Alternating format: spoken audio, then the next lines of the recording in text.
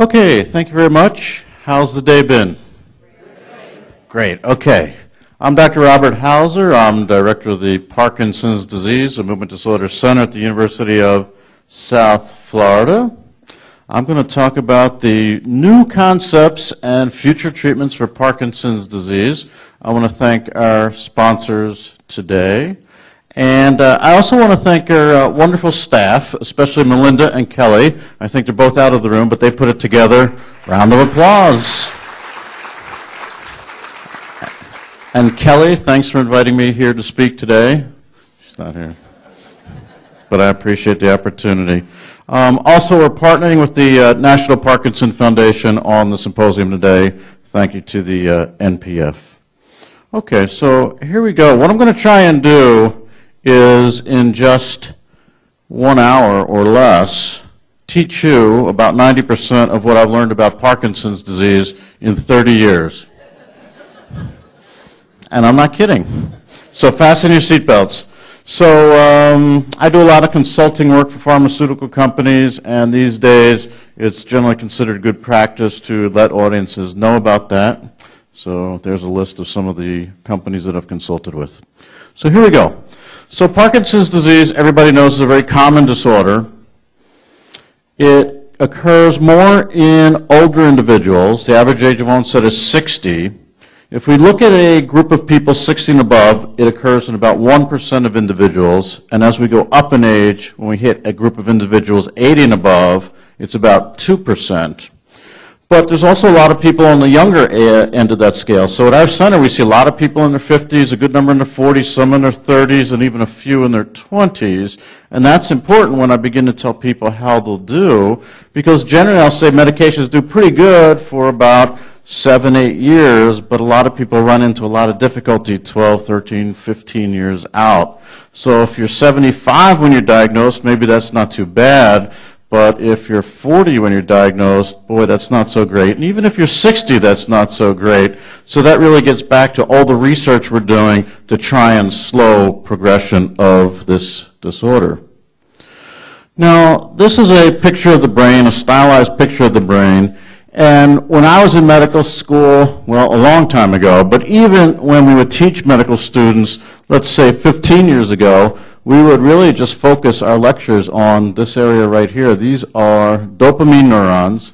They start in the middle brain or midbrain, and they come up here, and right at the arrow tip, that's where they release dopamine, and dopamine is the neurotransmitter that allows us to move normally. And in Parkinson's disease, people are losing their dopamine neurons, and dopamine concentrations go down, and when the concentration gets down to about 50%, that's when people get slowness, stiffness, and tremor. And so Parkinson's disease was described as a disorder of loss of dopamine neurons and was described as a movement problem. And that's true, but we know today it's so much more, and I'll describe a lot of that for you today. Now, if you take that middle brain and cut it crosswise, you see this problem. Who knows what this is here? Substantia nigra, black substance. Those are normal dopamine neurons. Inside normal dopamine neurons are melanin, the pigment, same pigment that's in your skin, and you see them show up as black. And when you lose those neurons, you lose that melanin or black pigment. So the substantia nigra here you see is wiped out in a patient with advanced Parkinson's disease. So that was one of the first clues that dopamine neurons are lost in Parkinson's disease. Here's the other major finding in a brain in Parkinson's disease. Who knows what this is? Lewy bodies, exactly right. So again, way back when people looked at Parkinson's disease brains under the microscope, they would see these things, and you see this sort of this clear halo, and then this dense accumulation right in the middle, and they were named after the person who first described them, Lewy, or actually Levy, but we call them Lewy bodies. And so how do we diagnose Parkinson's disease? Well, still today, it's based on slow progression and the cardinal features. And the cardinal features are slowness, stiffness, tremor. And the tremor characteristic of Parkinson's disease is a rest tremor. So when I see patients in the office, I have them sit down, I ask them to put their arm in their lap, count backward from 10, and I'm looking for something that looks like this. So it's described as this fast is 3 to 4 hertz. It repeats 3 to 4 times per second, again, when it's relaxed. A lot of people have it come out when they're walking. That's a rest tremor. But that same tremor can come out with the arm outstretched or when people are moving the hand, so that confuses a lot of people. But the characteristic tremor is the rest tremor. So if you don't see it at rest, you got to wonder, is it a Parkinson's disease tremor? Rigidity just means stiffness. So in the office, I'll take a person's arm. Let me borrow your arm. Let me have your left arm. And I'll say, just relax, relax, relax. And I'm bending and extending in the wrist. And I'm judging how much stiffness there is when he's most relaxed. And I'm looking to see, is it increased? And if it is, it may be rigidity of Parkinson's disease. And then bradykinesia simply means slow movement, and it's really incorporated by a couple things. It's not only slow, but it's small, it's lack of movement. So one of my favorite tasks is to say, open and close your hand as big as you can, touch these 2 fingers, and I'm looking to see how big is it, how fast is it, and a lot of times what you'll see is it's not so big and it's not so fast. And another thing you commonly see is it may start off pretty big, but after a couple repeats it gets smaller and slower. You may also see decreased blink rate, decreased facial expression, the voice tends to get soft, patients may not swing an arm on one side. That's all part of bradykinesia. In addition, on the slide here, a lot of patients have small handwriting, fine coordinated movement may be affected, so patients may notice some difficulty using their fingers like in buttoning buttons, having trouble with a keyboard or playing piano, all of those things. In addition, Parkinson's disease is an asymmetrical disorder. It almost always starts on one side, and one side is worse through the course of the disease. Here in early Parkinson's disease, this first affected arm is a little bit bent or flexed. If this person were to walk, that arm probably wouldn't swing very well, although the other side would. As time goes on, it's very common for a patient's posture to become flexed or bent. And here, many years out, again, maybe 10, 12, 15 years out, this person has balance problems, and this person is being held up by the examiner. So what do we say for diagnosis? Well, we're looking for at least 2 out of 3 things. Slowness, stiffness, tremor. A person has to have at least 2 out of 3. In addition, we expect them to be asymmetric, one side worse than the other. And ultimately, when they go on dopamine medication, we're replacing the lost dopamine, so we expect to see improvement in the slowness and stiffness at least. Tremor is tricky because sometimes tremor responds great, sometimes it doesn't respond at all. So we see a lot of patients at our center who come and say, Dr. Hauser, look, you know, I have this tremor on one side and it's obviously Parkinson's disease. They're slow, they have the rest tremor, they're a little stiff on that side. My doctor put me on dopamine medication, but I didn't get any better. And the problem is they're just looking at the tremor. And as I said, tremor may not respond. So when you're making a judgment about diagnosis, you really need to look at the slowness and the stiffness, not so much the tremor. In addition, there has to be enough slowness and stiffness to judge the response. If there's hardly any slowness and stiffness, it may be difficult to judge that response early on. Make sense? All right, here we go. Now, what are the things that we can get confused about?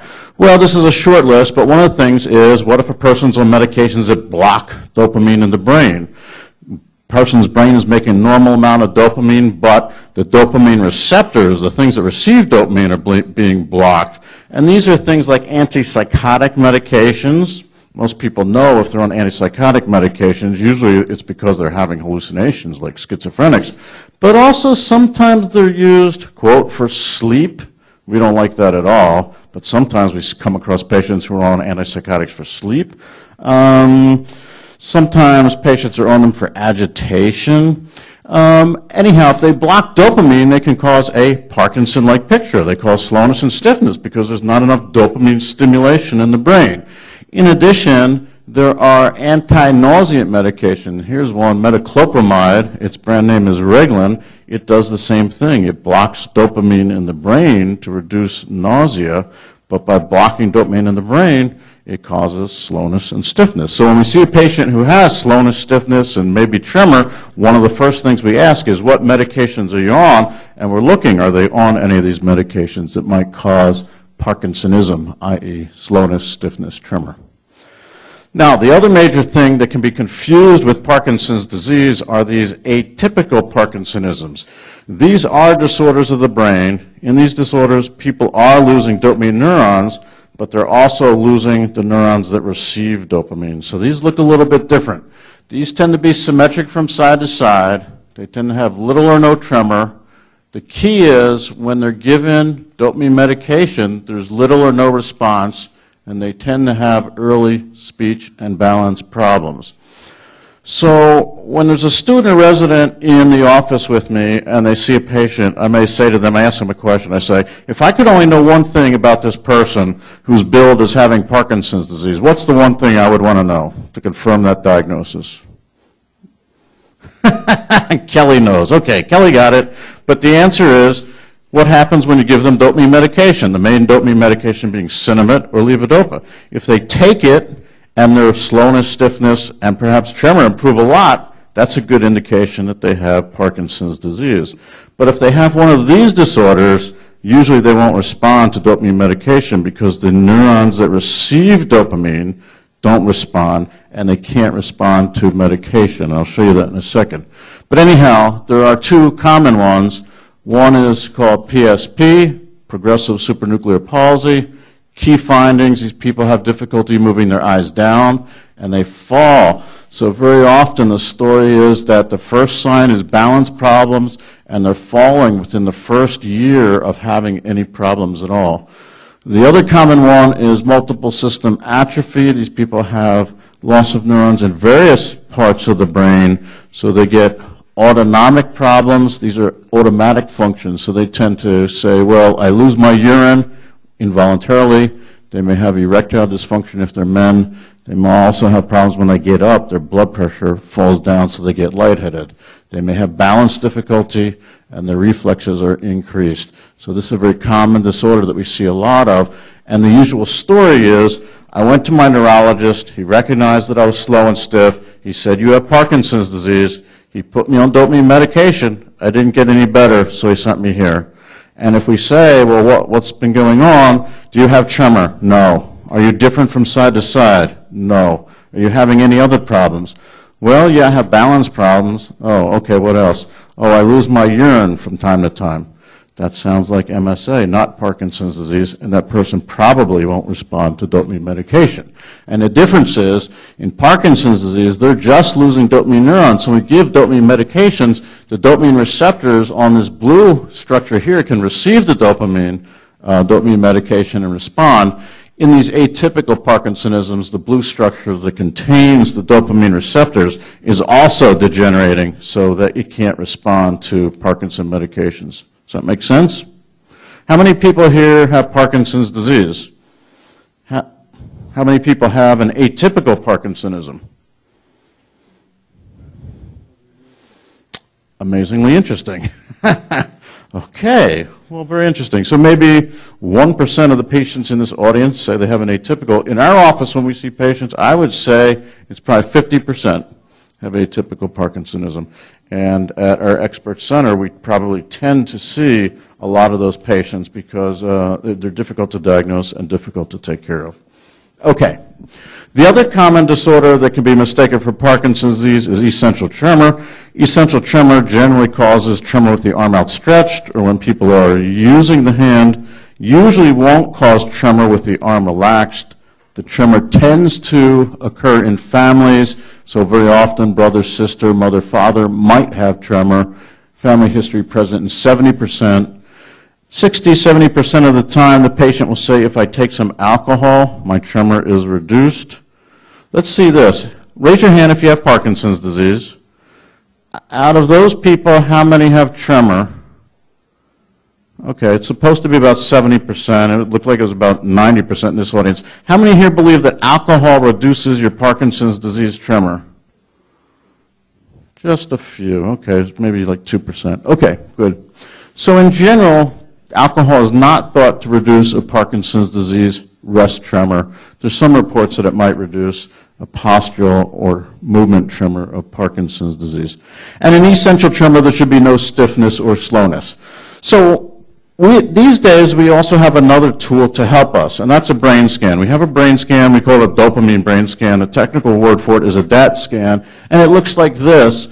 The radiologist gives an injection of a chemical that goes up and sticks on to the end of the dopamine neurons, and technically it's called dopamine transporter. So here it is. This is the chemical actually sticking on to the end of the dopamine neurons as they come up to that blue structure. These are the tips of the arrows, those red arrows that I showed you.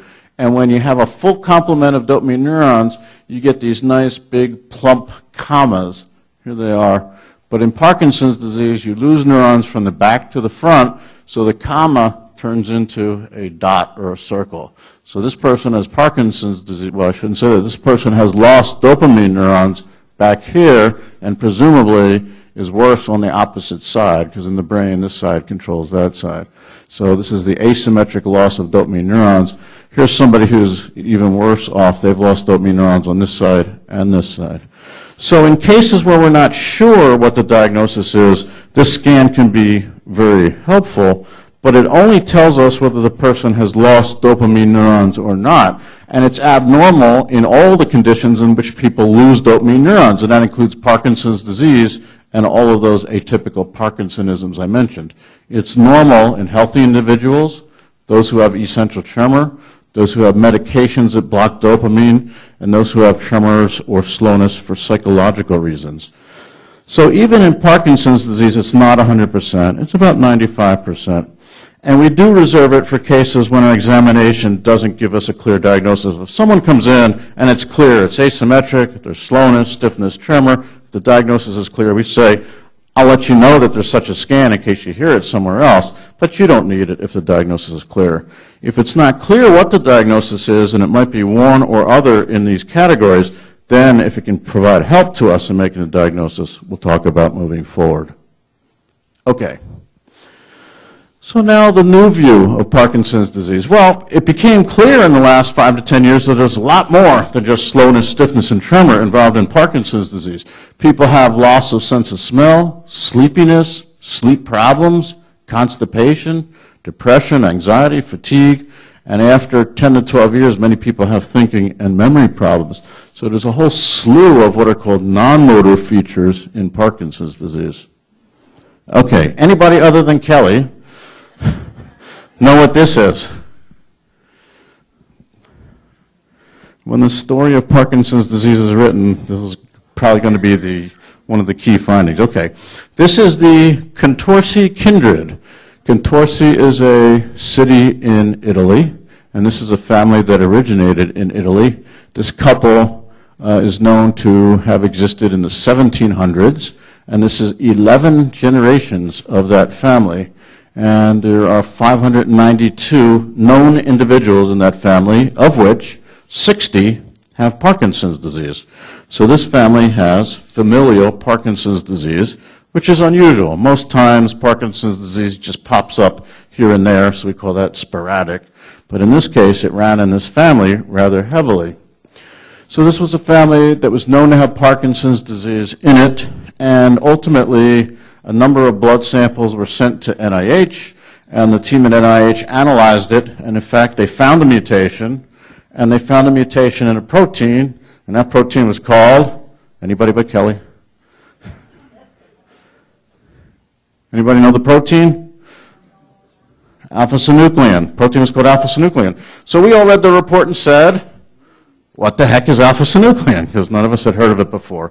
And even today, we don't really know the function of alpha-synuclein. Now, I want you to put your thinking caps on and think about this. You're the researchers. You just analyzed this family. Lots of individuals with Parkinson's disease in the family. You found the cause of Parkinson's disease in that family. It's a mutation in the alpha-synuclein gene. What would you do next?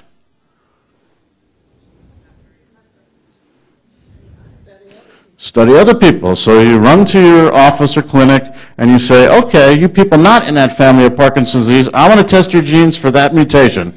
And what do you think they found? Absolutely nothing. Almost no one has that mutation.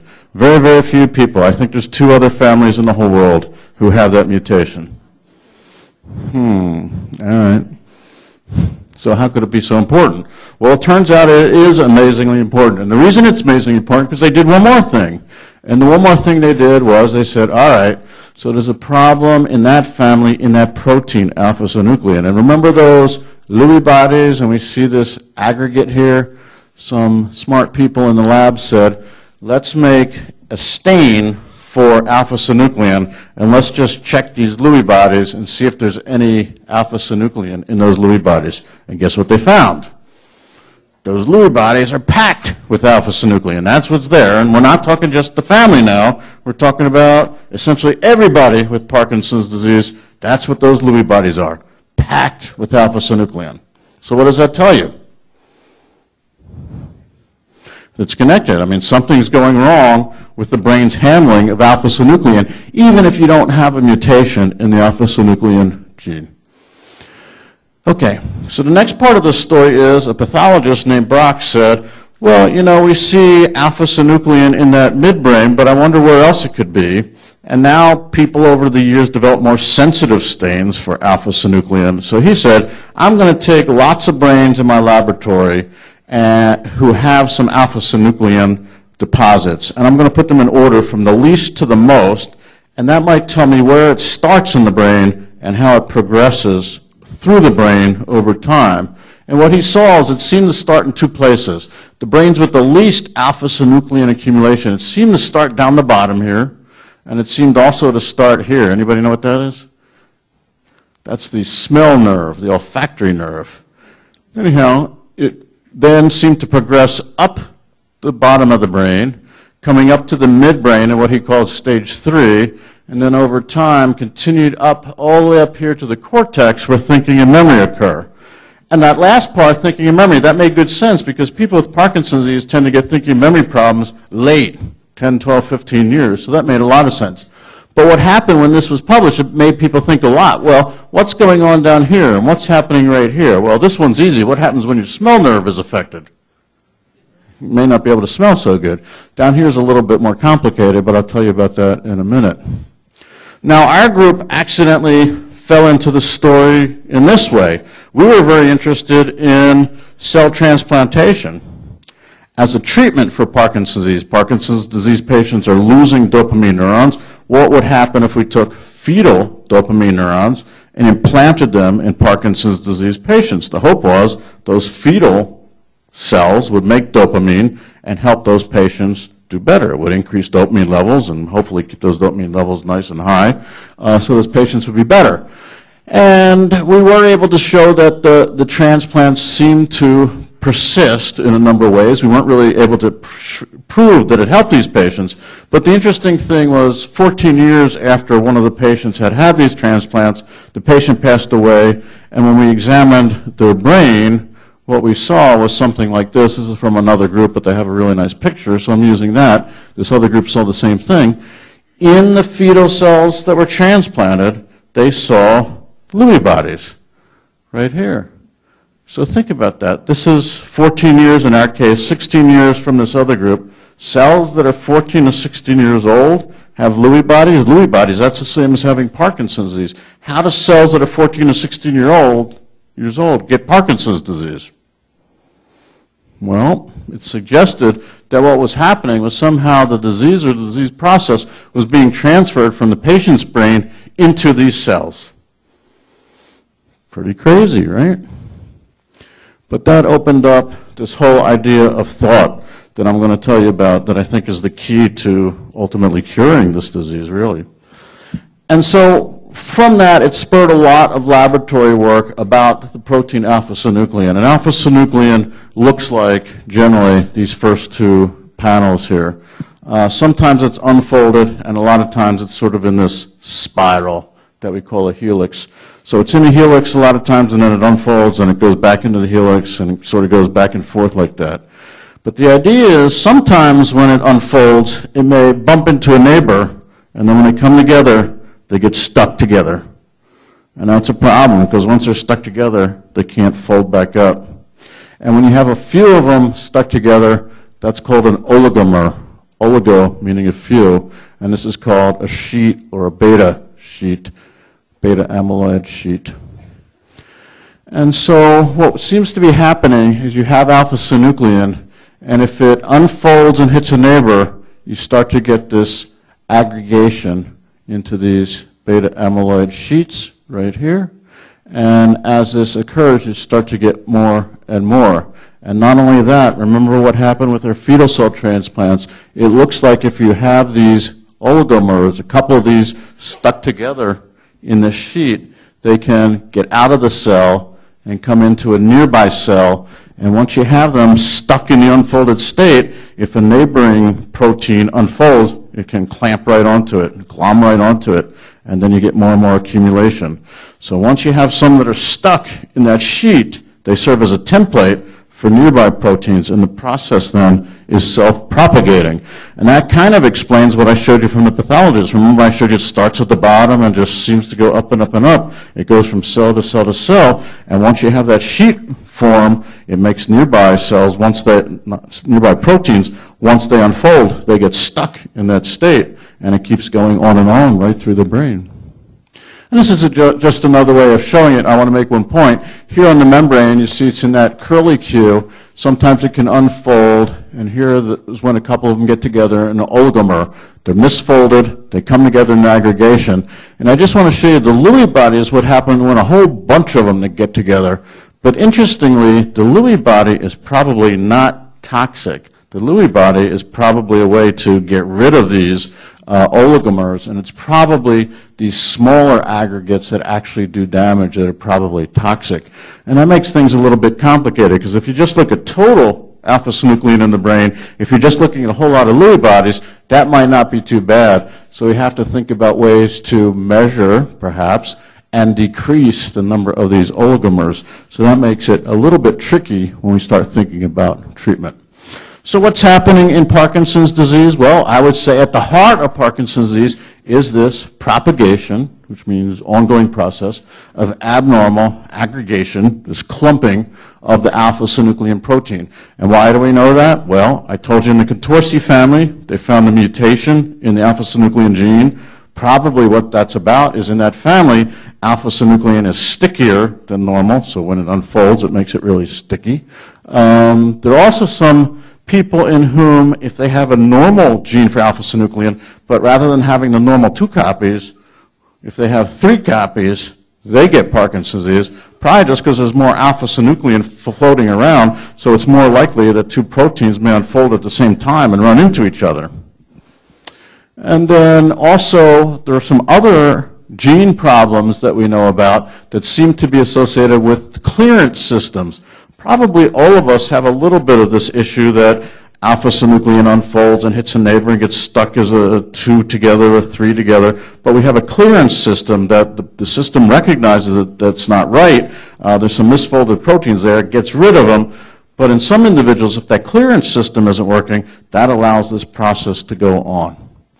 In addition, there's a decreased energy state, and some individuals have genetic mutations that seem to decrease energy. And it may be that if you have decreased energy, you're not so good at clearing out those misfolded and aggregated proteins, or it may go the other way, that once you have these proteins that are glomming things up, maybe your energy state goes down. Okay. So once that was known, clinicians began to say, well, wait a minute, if the smell nerve is affected and the bottom of the brain is affected, what does that mean for our patients? Well, first thing is, what about sense of smell? Let's see hands again. Patients with Parkinson's disease? Keep your hand up if you have decreased sense of smell. I would say 90% at least. Okay. And what we know from studies is once a person has gotten to the point that they have slowness, stiffness, tremor, the classic motor features right in the beginning, 90% of individuals have decreased sense of smell. And in fact, it tends to start many years before. How many notice decreased sense of smell before slowness, stiffness, tremor? Maybe 60%. How many noticed it more than a year before? How many noticed it more than 5 years before? We're down pretty low now, maybe 20%. Well, anyhow, a lot of times it may happen 5 years before or maybe even 10 years before, so it may be a slow process.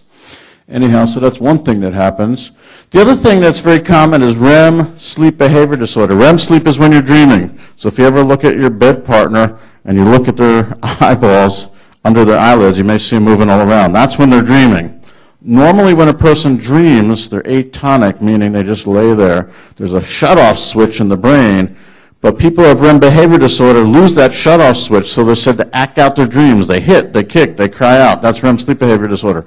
So this physician looked at men over age 50 who didn't have any other neurologic problems, no slowness, no stiffness, no tremor, but they had this REM sleep behavior disorder. They would act out their dreams, hit and kick in their sleep.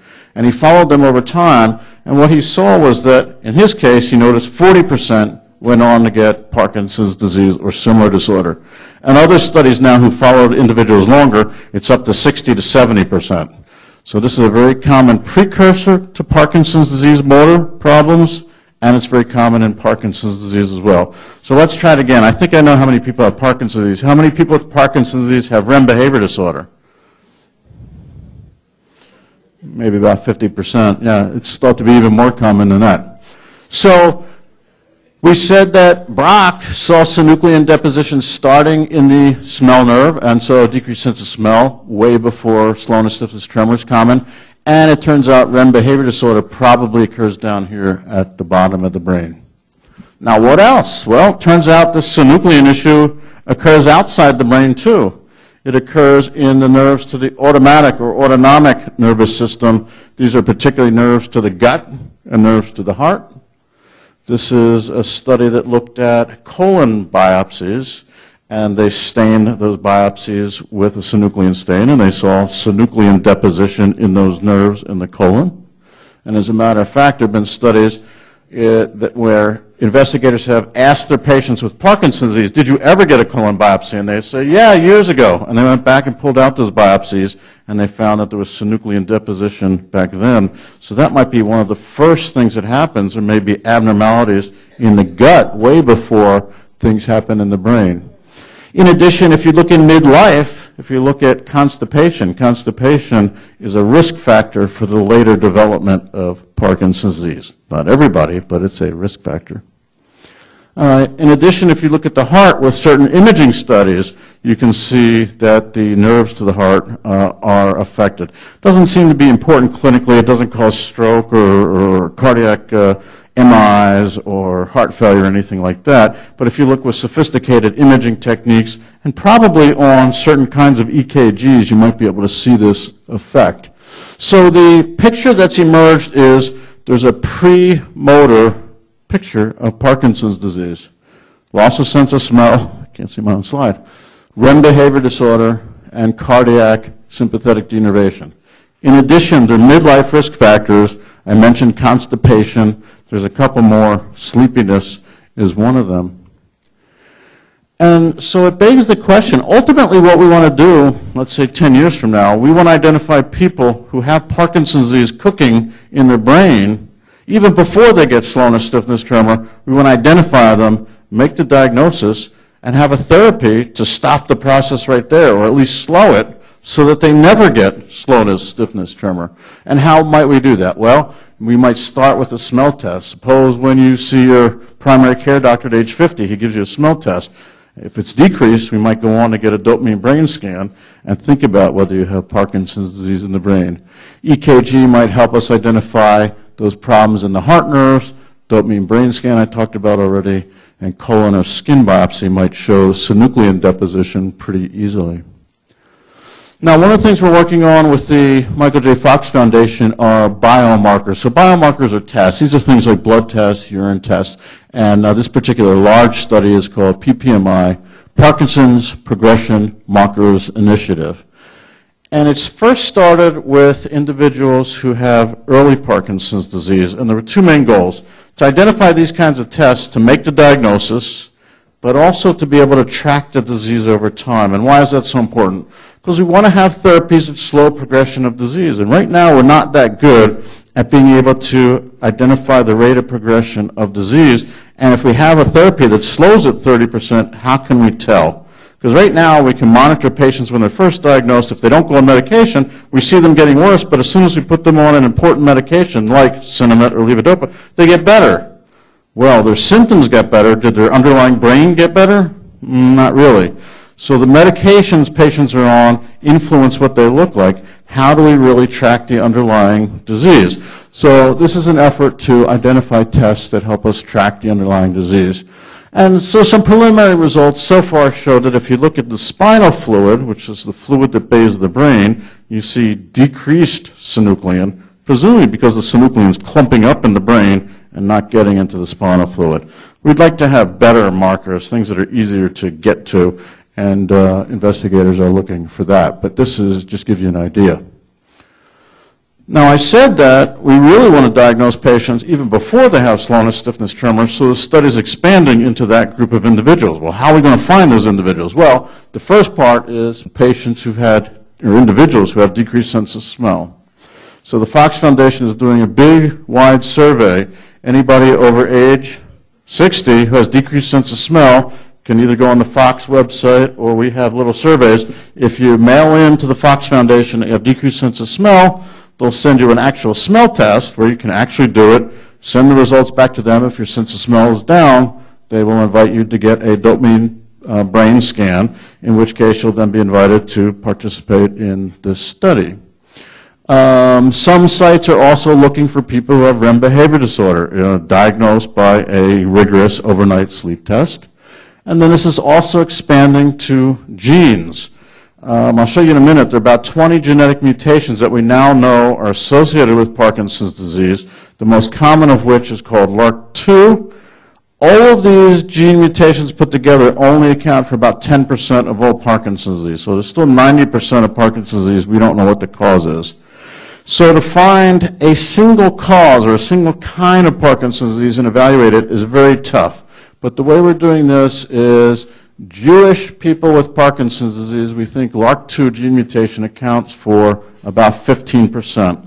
So we're currently looking for Jewish individuals with Parkinson's disease or their first-degree relatives, parents, children, brothers and sisters, to participate in analysis of LRRK2 and biomarkers associated with it. There you go. There's some of the genes. Here's 15 of them. And one day you can imagine, I don't know, 15 years from now, when somebody has slowness, stiffness, tremor, one of the first things that will be done is, okay, let's get the genetic panel so we know which kind of Parkinson's disease you have, because there may be different therapies based on which gene cause you have. And the only other thing I wanted to mention from here is these gene causes seem to be falling into two kinds. One kind of genetic mutation seems to be associated with problems with the mitochondria. These are the energy-producing parts of the cell. So these patients have energy problems, probably is the primary part. The other sets of genes seem to be related to this Lewy body story that I just told you relates to alpha-synuclein. Okay, how's everybody doing? Everybody want to go home? All right, so here's part 2, treatment and future treatments. All right, so the goal of therapy, as I see it, provide the best function and quality of life. And when I make the diagnosis, I'll usually tell an individual, we got pretty good symptom medications, not great, but good. So for about 5 years, the medications do a pretty darn good job. Between 5 and 10 years, almost everybody's on the main medication, Levodopa, but we're starting to run into problems. People find that the Levodopa doesn't last as long, 4 hours, then 3.5, then 3 hours, etc. And many people start to get twisting, turning movements, dyskinesia, like Michael J. Fox if you see him on TV. And the real problem comes 10 to 15 years out. That's when people get imbalance and dementia, thinking and memory problems. And although we borrow the symptom medications from Alzheimer's disease, and they help a little, they don't help enough. And we don't have any good treatments for balance problems. And I think it's highly unlikely that we're going to get great treatments for thinking and memory or for balance. So this just says we really need treatments to slow progression of disease. But I do want to talk about Levodopa for a minute. Levodopa is the most effective medication to treat slowness and stiffness. Sometimes it helps tremor great, sometimes not so great, or anywhere in between. But it is a very effective medication with few side effects, except that some people develop dyskinesia over time, and many patients find that it doesn't last as long, meaning it lasts a couple hours and wears off after time goes on. And the reason is, if you look in the blood after a person takes a Levodopa pill, it goes up and down, and it only lasts about 2.5 hours in the blood. And when you take your levodopa or cinnamon pill, you have to swallow it. It's got to go down the esophagus. It's got to go past the stomach. It goes into the small bowel and then goes from small bowel to blood. Right there it competes with protein. And then in the blood, it has to go from blood into the brain. It again competes with protein, going from blood to brain. And then it has to go into remaining dopamine neurons, converted to dopamine, stored, and slowly released. So it's got a long way to go, but the real important thing, it's got to be stored and slowly released over time. So even from the beginning, if we look in blood, it's going up and down, up and down, up and down each time you take a cinnamon pill. But in early disease, it lasts all through the day, and patients will say, "Doc, you're amazing. It's working great. It's lasting from dose to dose. You're wonderful." But a couple of years later, they'll say, "You know what, Doc, I think it's lasting about 4 hours and then it wears off, and my slowness, stiffness, and tremor come back. It may take 20 to 30 minutes to start working, lasts another couple of hours and wears off." And then over time, it's even worse. They'll say, "Geez, it may take now 30, 40 minutes to start working, and then when it works, now I may have some of that twisting, turning. It may then wear off, and they may be off after 3 or 2.5 hours. So now they're going up and down, up and down. And it's related to, number one, the medication doesn't last that long in the blood, and number two, they've lost that ability to store dopamine from the cinnamon and slowly release it over time in the brain. So what's coming on the horizon? Well, one of the things that's coming is a dopamine pump. The pump looks something like this. There's this cartridge that contains a gel formulation of levodopa, and it pumps levodopa into the body through a tube. The tube has to go through the abdominal wall, through the stomach, and then down into the small intestine where the levodopa is absorbed. And it works very, very well for patients who are going up and down on their levodopa, same kind of patients who Dr. Valley told you might be candidates for deep brain stimulation. It does smooth out the response quite well. The problem is it's a big pump, so it's kind of a pain to carry around. And whenever you're dealing with physical systems like a tube, these tubes can clog up, they can dislocate and move around. So it works very well, but it is a burden to take care of for both the patient and the site. But this is in front of FDA now, and there's a good chance that it will get approved next year, 2015. So we'd prefer to have something easy to use, something that would get going quickly and hopefully last all day long. Now, we don't have anything like that, but I work with a number of companies that are headed in that direction. So one of them is this company, Impax, and they have an extended release, carbidopa, levodopa. It's been in front of FDA for a couple of years now. It hasn't yet been approved, but we'll hear again from FDA, we believe, in January. This is a study we did a couple of years ago.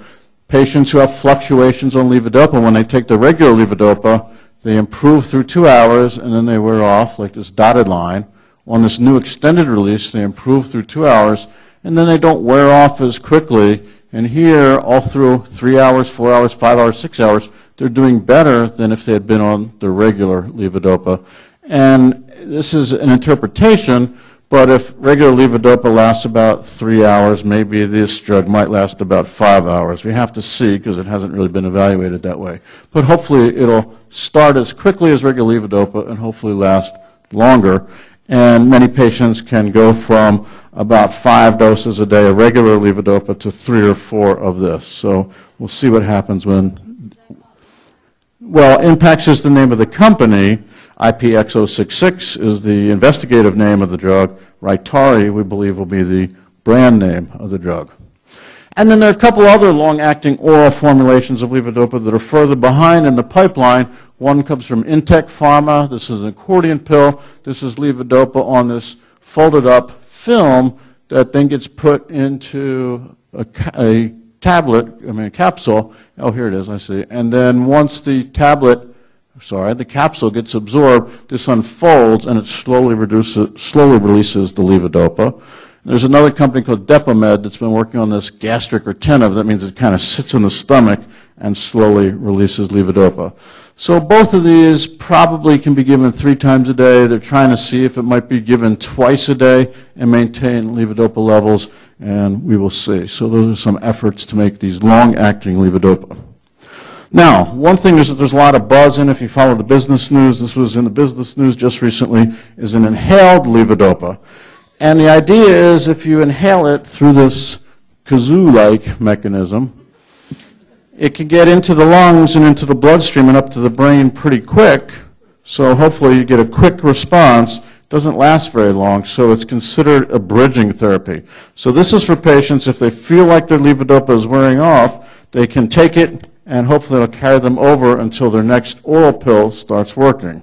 So this is entering phase 3 trials, and there's a lot of buzz about that, and that's in clinical trials right now. Another one that, again, is further out in the pipeline, rather than having to have a pump and tubes into the stomach, perhaps is this one from Neuroderm, an Israeli company. This is a liquid form of levodopa, and the idea is there's a little needle under this, and it just goes under the skin. So this pumps liquid levodopa under the skin on a continuous basis. And this is what it looks like right now. They're anticipating they'll be able to make it into what's called a pump patch to look like this. They've got 2 dose formulations. One's a low dose that you would add to your current oral medications. So this is the low dose. And the high dose has 2 pumps, and the idea is this would replace your oral medications. So this potentially could be very exciting if you have patients who are really going up and down a lot, patients who you would ordinarily consider for deep brain stimulation. Maybe next year you would consider them for the big pump with the tube into the stomach. This might be much more convenient if it really works and doesn't run into other problems. But it is in early phase 2 studies right now, so we'll have to see how it goes. Okay. So this slide's just to remind me that over time, patients run into difficulties, fluctuations 96%, dyskinesia 94%, dementia 50%, all over 15 years. So back to how do we slow progression of disease. One thing that's important appears to be calcium, and so this is about inhibiting the problems that come from calcium. And as you see, rejuvenation protects neurons in mouse models of Parkinson's disease. When you have a juvenile dopamine neuron, it uses a sodium channel for generating its charge or its impulse that causes release of dopamine. So sodium comes in, the impulse comes down, dopamine is released. And as you see here, sodium channel is used for pacemaking. But as the neuron matures, these sodium channels are replaced by calcium channels. And then what happens is a little bit of calcium comes in. That's what causes dopamine to be replaced. But these mitochondria, the energy-producing parts of the cell, they're sensitive to calcium. When there's too much calcium around, they lose their ability to make energy. So when that happens, they become susceptible to various toxins, and that might set dopamine neurons up to be lost or die under certain conditions. So the idea is, what happens if we add a calcium channel blocker? And the answer is, if you add a calcium channel blocker, these sodium channels come back, the mitochondria do better, the energy state of the cell is improved, and the dopamine neuron becomes more resistant to toxins. So this calcium channel is actually out and available as a blood pressure medication, and this medication now is going into testing in a large study starting this month and next month. So this will be a multi-year study to see if this medication, isradipine, can slow the progression or the clinical progression of Parkinson's disease. So this is a big, important study. Okay. And then, since you've heard me tell the tale of synuclein, what about anti-synuclein therapies? So this is what's really hot in labs around the country and with pharmaceutical companies. So you heard me say that if you've got too much synuclein around, there's more likelihood that 2 of these will misfold and come together at the same time. So one idea is, if we can reduce how much synuclein is around, that might reduce the likelihood of Parkinson's disease or progression of Parkinson's disease. Also, what about reducing the likelihood of, even if 2 of these are unfolded nearby, reducing the likelihood of them coming together and aggregating or sticking together? In addition, even if a couple of them are stuck together in one cell, can we reduce the likelihood of them coming out of the cell, moving to the next cell, or getting into the next cell? So those are all some sort of theoretical steps along the way that we might be able to reduce. So one of the molecules that sort of caught my attention early on is this one. It's a tweezer. Here's what it looks like. If you take this tweezer and put it in a plate or use it in various animal models, you can decrease alpha-synuclein aggregation. In fact, in fish, you can show that it reduces the problems caused by alpha-synuclein aggregation So that's still in laboratories, and we're going to see if it progresses any further. And then people always ask me, well, what about the vaccine? So here's the latest information on the vaccine. And the answer is that this was a very, very small study, very early study, but 50% of vaccinated patients generated alpha-synuclein-specific antibodies measured in blood, and when they looked in spinal fluid, they did see some vaccine-induced antibodies. Very small study, so you can't really rely on what happened to patients clinically, but the authors reported maybe they saw some reduction in progression of disease. And so the antibody is thought, or the vaccine is thought to induce antibodies that might capture these aggregates as they try to move from cell to cell and make it hard for them to go into the next cell, but we'll have to see. The vaccine idea has been around in Alzheimer's for a long time, and so far it really hasn't panned out, but there's a lot of interest in that in Parkinson's disease. Here's the tweezer CLR01, and it seems to reduce self-aggregation. There's lots and lots and lots of these in labs and with pharma. I would say, I just saw a review paper, I saw at least 50 different attempts at interfering with this process. So I think this is where we're headed over the next 5 years. Okay. What's in clinical trials right now in early Parkinson's disease? For symptom benefit, low dose of 2 currently available medications, rasagiline and pramipexole. The idea is maybe we'll get less side effects, and when you put them together in animals, you actually get more than an additive benefit. So if we can get more benefit with fewer side effects, that could be very interesting. So for people newly diagnosed, not on other medications, that's in study. For people who are going up and down on their levodopa, there's a non-dopamine medication in phase 3 trial right now, and in addition, that inhaled levodopa that I mentioned. For dyskinesia, there's an interesting long-acting amantadine, phase 3 trial. The phase 2 trial looked very good. And then there's this medication, topiramate, which is currently an anti-seizure medication, but it's being tested for anti-dyskinesia effects. Disease modification, that is slowing of disease. I showed you the calcium channel blocker is ratapine. For biomarkers, they're looking for people who have decreased sense of smell. We're looking for Jewish individuals and their first-degree relatives who might have to be tested for LRRK2. I didn't mention it yet, but there are very few studies for the atypical Parkinsonisms. We don't really have many here today, but we think we're going to be looking at a brain anti-inflammatory for those folks. So one important slide I have here is get involved. If everybody's sitting back and saying, let the other person get involved, then we're not going to get there. So try to get involved one way or another. And I'm going to end on this slide. Okay, who's this? Okay, so this slide is partially in honor of Stan Prusner. I don't have time to tell the whole story, but he's the neurologist who won the Nobel Prize in large part for delineating this mechanism of disease where proteins misfold, aggregate, and propagate. And in his case, he identified it as being able to infect other people with different rare diseases. But I took this from one of his recent review papers, and what I want to point out is that Alzheimer's, Parkinson's, ALS, Huntington's all seem to have this same basic mechanism, proteins misfolding, aggregating, and then going from cell to cell, causing degeneration. So these are all the major degenerative diseases of the brain seem to have that same process causing them. Here's alpha-synuclein. That story I told you today, but there are similar stories for Alzheimer's disease. It's just a different protein. A-beta. Same thing for amyotrophic lateral sclerosis, or ALS, a couple different proteins. Same thing for Huntington's. Slightly different story, but same idea. So it's pretty darn amazing that 10 years ago we had no idea about this protein story. Now we do, and that gives people targets for therapies. That's number one. And then what really strikes me about a slide like this is if we get a major breakthrough in one disease, it's highly likely that we'll be able to apply that to these other diseases. And it wouldn't surprise me that if we can knock one down, we're going to be able to knock them all down, and I don't think it'll be that long.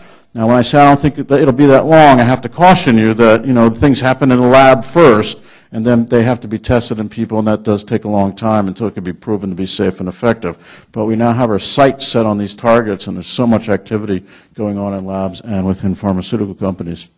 Okay, so that is in honor of Stanley Prusner.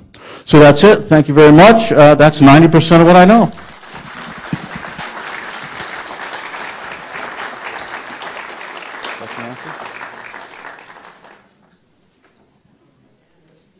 I think I heard Kelly say that she's going to pass out cards for questions and answers. So I think that's the end of lectures. It's a good time for those of you who can't take any more to say goodbye. It was a pleasure having you, and we won't hold it against you in all seriousness. We appreciate your being here. For those of you, for the diehards, Kelly and I are going to answer questions. I think I'm going to ask those of you who are holding your hands up, let's just do the questions and answers the way we're supposed to, and let those of us who need to move on, move on.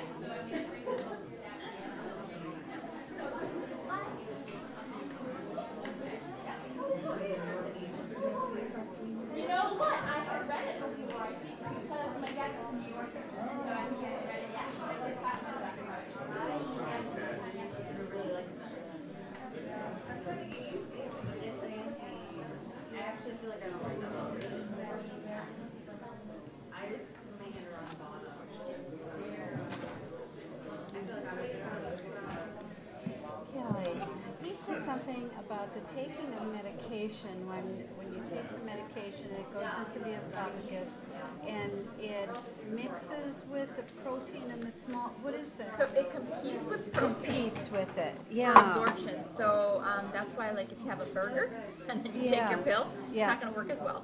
Okay. Because there's a lot of protein in meat. Okay, that's what, okay. So it competes with protein for absorption. So, you know, as people get more advanced, they have to be more careful about their ingestion of protein and when they take their medication. That's my question, so I won't have to ask that. It's like That's, half an hour I'm before wondering. typically, so we would say take your pills half an hour before you eat or an hour after. Is that what it is? Okay, then I won't have to ask that. Okay. So a half an hour before or an hour after?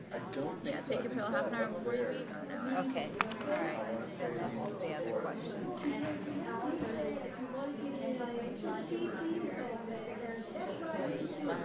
Yeah. I saw, you know, on the slide it said alpha-synuclein stain. You know stain. And I'm like, is that something? Maybe that's a thing. Right? No. Good question. You might know more about it. One thing. Can I have one of your own things? Yeah, let me see. Mike's right here. I don't think it's going to be a problem, but you'll probably say that's I tried to keep it kind of straightforward so it wasn't coming up on him, but it's pretty much shot through this range. That's okay. And then the other one should get more of his whole body, Yeah. and then that one's going to get the whole front zone. I think we'll be all right. It's a pretty steady one as well. I don't know if Okay, so yeah, we can get it. let's see. I think we go down, escape out of that, and then go down to vision programs. All right. Yes, thank you, Mike. I do. All right. Thank you. So it has been. Do you have a card with you? Yeah. Because if you don't, I have the girls send me one. Here you go. Thank you. Kelly, where are you? Kelly. Kelly, where are you? Come on, come answer these questions.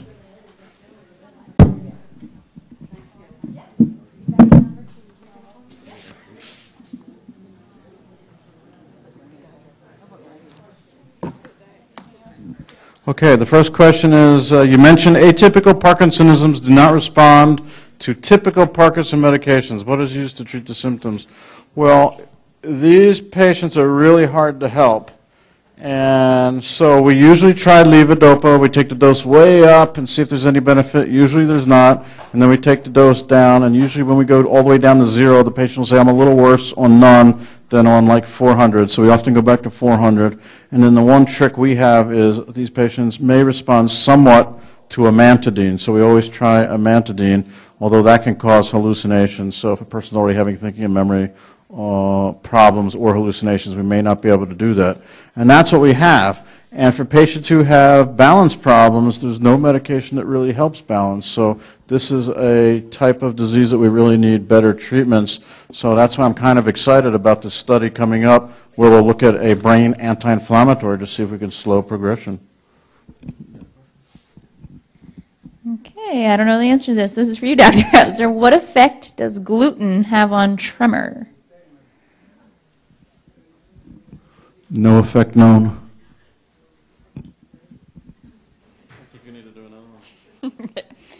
Newly diagnosed with PD, got a DatScan, have lower back pain from standing, middle of the day, take Celebrix. Is this due to PD or arthritis? Arthritis. I'm going arthritis. You're not following my lead of asking and then answering the question that you read. Well, generally I will ascribe back pain to back problems. There's no definitive study to be able to tell these apart, but 10% of Americans have back pain, and almost all of that is back problems. So unless there's a clear way to relate it to Parkinson's disease, like the patient says, I take my levodopa, my back pain gets better, it's back pain. Now, for Kelly, I will tell you that levodopa may have anti-pain properties, so even then I'm cautious about ascribing it to Parkinson's disease. Does the fact that calcium creates problems for PD mean that you should avoid dairy products? I would say no to that because I think it's more complicated than that. It's more like calcium in the cells and not related to the calcium you ingest. Okay, next person says, the Stanford DAT test seems to be able to target dopamine receptors and such. Anyhow, so this person is onto something. So, do me a favor. Let me borrow your hand, your right hand. Thank you. So if this is a dopamine neuron, these DAT receptors are on the dopamine neuron, and here are the cells that receive the dopamine, and so they go onto here. So there are chemicals and even medications that cover up these dopamine transporters, and that's where dopamine is taken back up. So if dopamine goes out and can't get back in, it will increase the dopamine concentration in the synapse. So there is interest in dopamine reuptake inhibitors as potential treatments for Parkinson's disease. There's some complicated reasons why that might not work, because if you increase dopamine out here in the synapse, it may be that the dopamine just diffuses out, and then this neuron doesn't have enough dopamine to recycle back through here, so whether they'll really work is unclear. But the analogy is to serotonin in depression. Those are serotonin reuptake inhibitors. They work quite well for depression. It's the same idea. Once serotonin gets out in the synapse, prevent them from coming back in, and you increase serotonin in the synapse, and that helps the serotonin fight depression, which often is a problem from too little serotonin.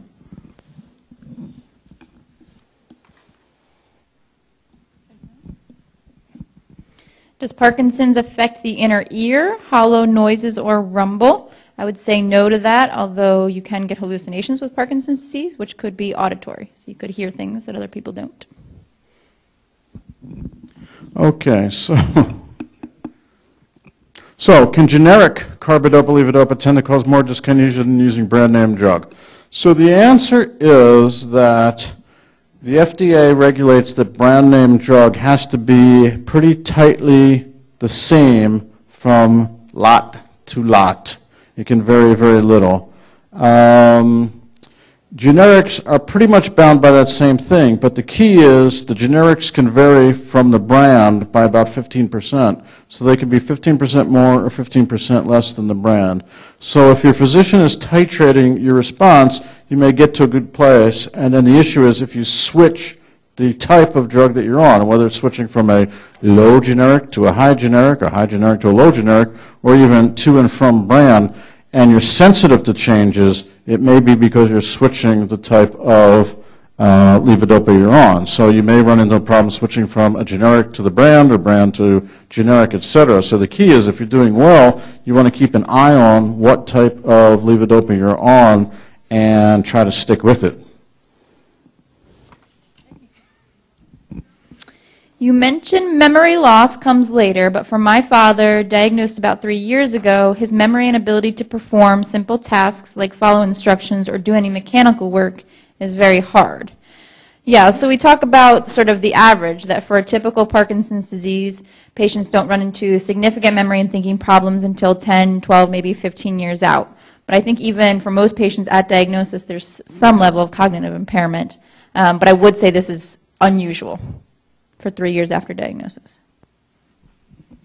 Yeah, this is a very tough area. So just as Kelly mentioned, if you take patients when they first come in with a little bit of slowness, stiffness, tremor, and test them very rigorously for thinking and memory, about 20% are thought to be abnormal, mostly very mild. Now, in our field, we're now calling that mild cognitive impairment, or Parkinson's mild cognitive impairment. And studies do show that those individuals will trend to more serious thinking and memory problems quicker than patients without that. That's not a big surprise. There's also what's called Lewy body disease, which has slowness, stiffness, tremor, and thinking and memory early. So if someone within the first year has, quote, substantial thinking and memory problems and has slowness, stiffness, tremor, we put the term Lewy body disease on that. The problem is it's very arbitrary. I don't know what substantial means.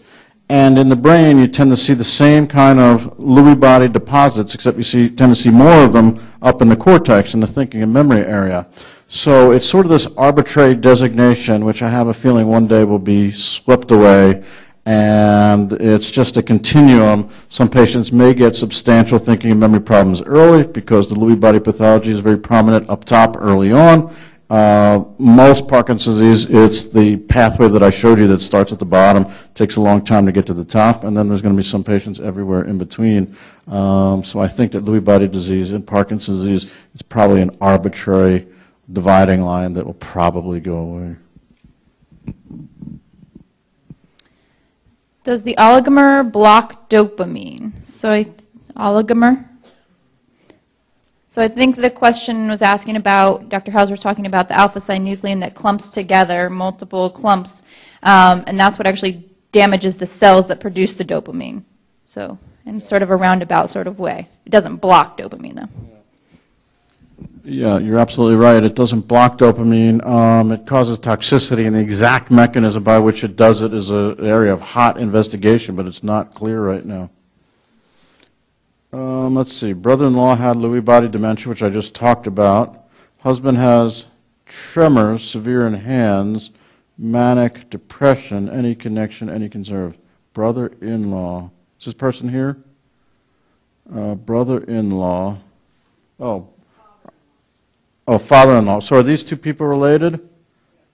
So the father had Lewy body dementia, and his son has severe tremor in the hands. Correct? But you say the son also has bipolar, right? So the problem, especially with bipolar, whenever I hear that right away, I'm suspicious that that person is probably on a lot of medications that can cause tremor. Lithium, Depakote, stuff like that, correct? I see the person in front of you saying yes, but you're saying no. Is he on anything for his bipolar? Okay, what is he on? Yeah, Kelly is reminding me a lot of times they're on antipsychotics as well. Yes?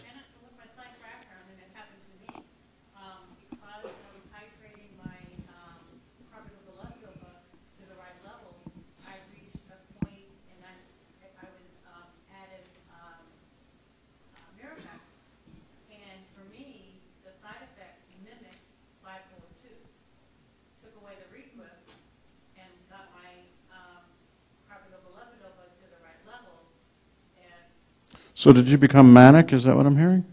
It was like rapid speed, rapid thoughts.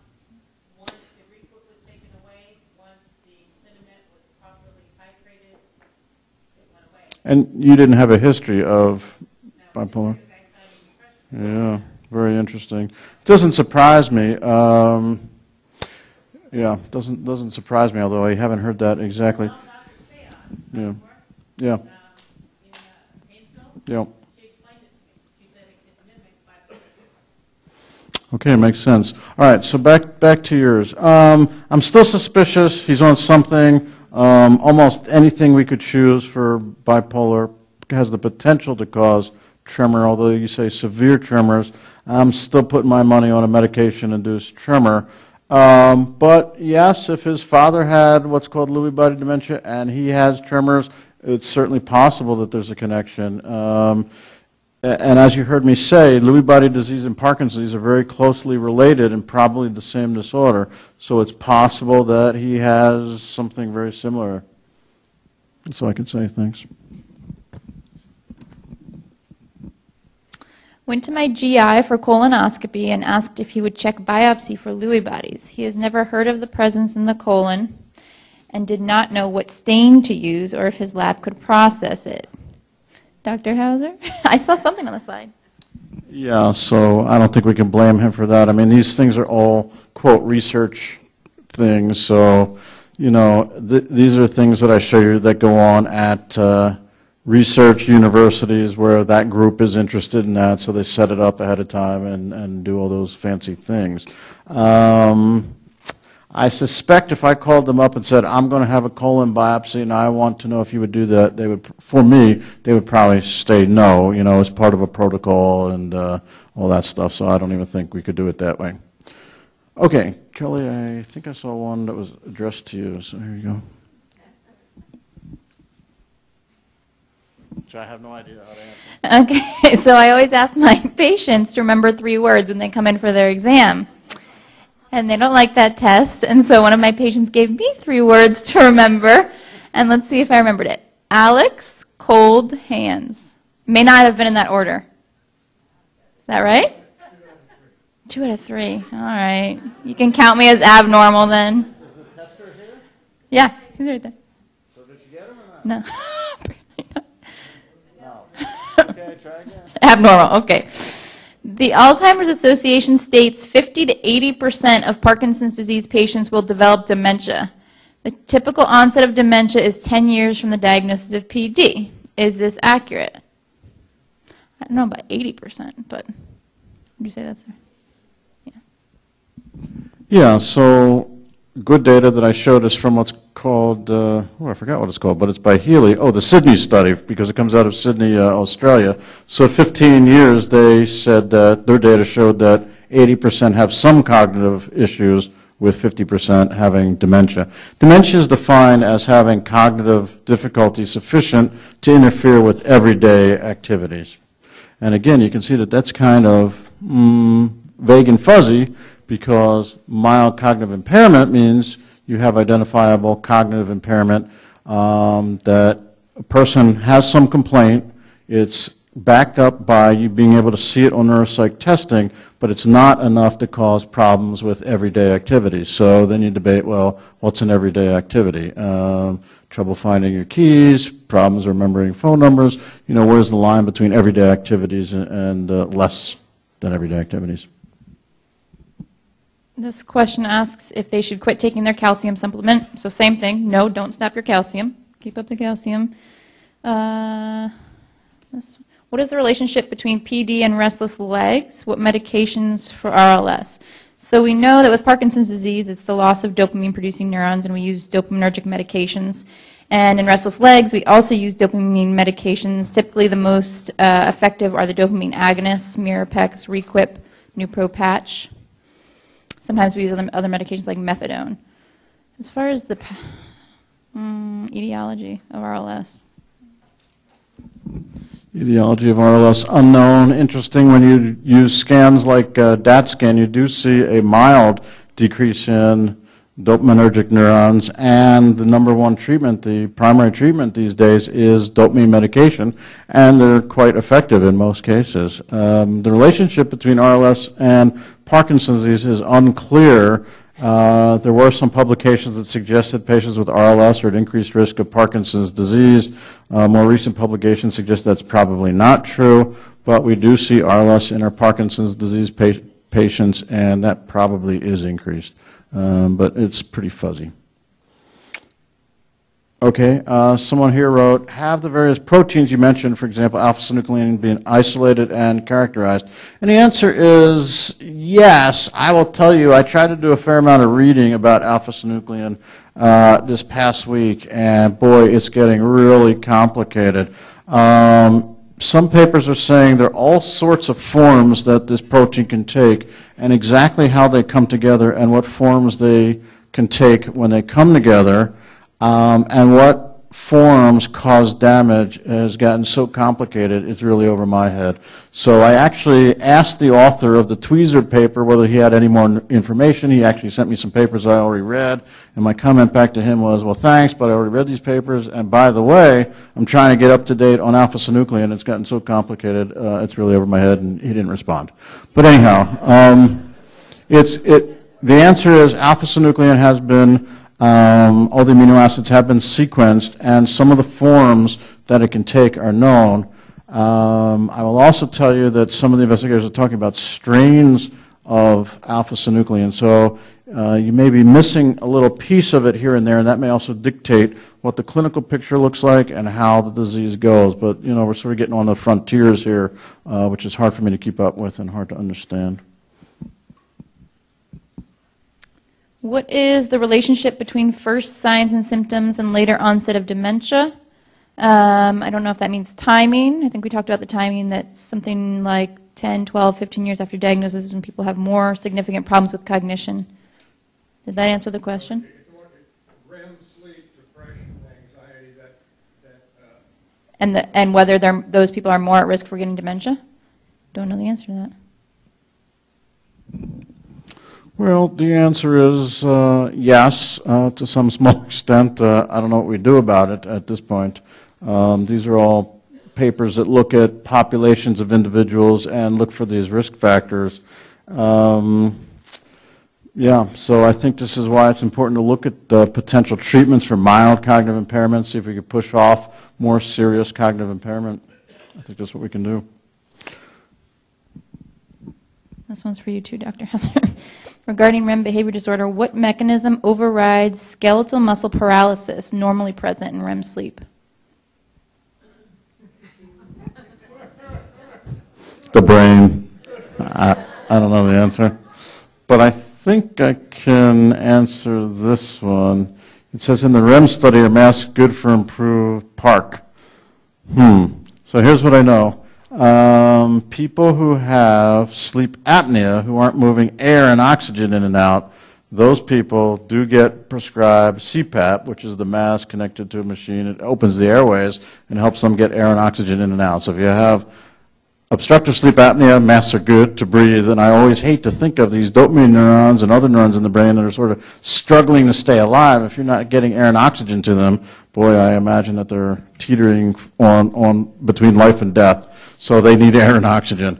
So for those folks, yes. On the other hand, REM sleep behavior disorder, we do know that generally it responds to a medication called clonazepam, and we do prescribe that commonly.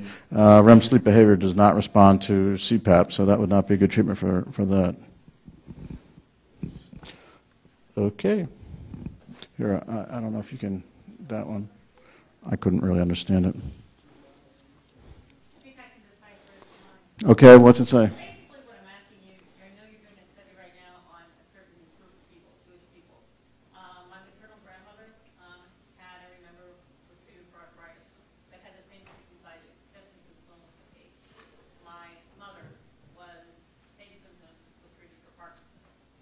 I have those Parkinson, and my daughter, who's 42, now has resting tremor in her right hand that she's done a lot of denial about. Are they looking to do other groups other than like this one, the Jewish group? How determined is that? Yeah, well, okay, so to answer your question, you know, in doing a study, you need enough people to do a study. So in general, these gene mutations occur in 1 or 2% of people. So, you know, how do you get enough people when you're only talking about 1% of Parkinson's disease individuals? So that's pretty tough. So I see this as the start, though. And if we could do this one, we'll do the next most common one, et cetera. And actually, there's another one that's pretty common, too. So that's the answer on the genetic side. But the flip side of it is that there are some studies that look at families, individual families who have Parkinson's disease, because those families are likely to have mutations. In addition, the Fox Foundation has a GWAS study, right? I don't know what the, which is they look at the whole genome. I don't know what the qualifications are for that, but I suggest you go on the, it's called GWAS, G-W-A-S. I don't think I can remember what that stands for, but they look at the whole genome, genome-wide association study. That's what it is. So look there. But the other thing is, you know, make sure you're hooked up with an expert who can take a look at your daughter, at you, et cetera, and see what kinds of diagnoses are going on. Yeah. Yeah. Yeah. Okay. All right. I think that concludes our session, right? Okay. Well, thank you, guys. You are the diehards. Thank you.